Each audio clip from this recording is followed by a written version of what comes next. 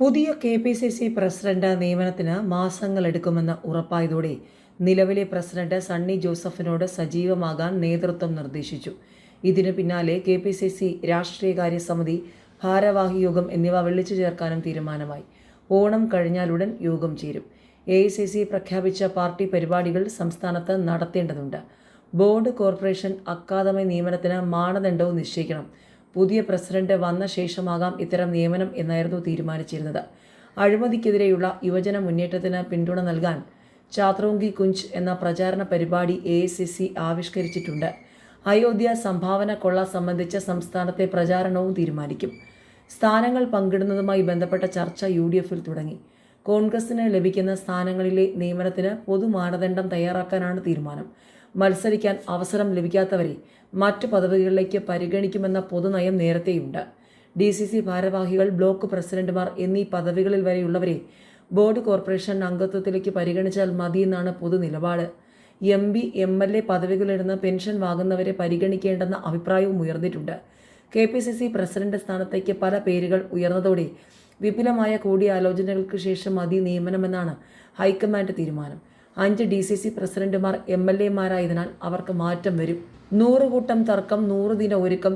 VD Satheesan സർക്കാരിൻ്റെ 100ാം ദിനവും എത്തിയിരിക്കുകയാണ്. VD സതീശൻ സർക്കാർ അധികാരമേറ്റിട്ട് ചൊവ്വാഴ്ച 100 ദിവസം പൂർത്തിയാകുന്നു.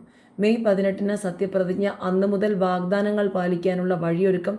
പിന്നാലെ ഒട്ടും കുറയാതെ വിവാദങ്ങളും വിമർശനങ്ങളും. പിണറായി എങ്ങനെയായിരുന്നോ അങ്ങനെയാവാതിരിക്കുകയാണ് തൻ്റെ രാഷ്ട്രീയ വിജയമെന്ന് സതീശൻ നന്നായി തിരിച്ചറിയുന്നുണ്ട്. സെക്രട്ടേറിയറ്റിന് മുന്നിൽ ഉദ്യോഗാർത്ഥികളുടെ സമരം നീണ്ടപ്പോൾ ഇനിയും ചർച്ച നടത്തും, ഞാൻ തന്നെ കാണുമെന്ന് മുഖ്യമന്ത്രി പറഞ്ഞതിന് പിന്നിൽ ഈ ബോധ്യമുണ്ട്. മന്ത്രിസഭാ തീരുമാനം വിശദീകരിക്കാൻ വാർത്താ സമ്മേളനം നടത്തുന്ന രീതിയും അദ്ദേഹം തിരിച്ചു കൊണ്ടുവന്നു. തൂഫാനുമായി ഇറങ്ങിയ ആഭ്യന്തരമന്ത്രി രമേശ് ചെന്നിത്തലയാണ് 100 ദിവസത്തെ സർക്കാരിൻ്റെ മാർക്കിൽ മുൻപിലുള്ളതും കയ്യടി നേടിയതും. K മുരളീധരനാണ് വകുപ്പിൽ ക്രിയാത്മകമായി ഇടപെടുന്നതിൽ മാർക്ക് നേടിയ മറ്റൊരാൾ. മുഖ്യമന്ത്രിയെ നിശ്ചയിക്കുന്നതിൽ തുടങ്ങിയ ശീതസമരവും തർക്കവും മാറാത്ത പോറലായി ഇപ്പോഴുമുണ്ട്.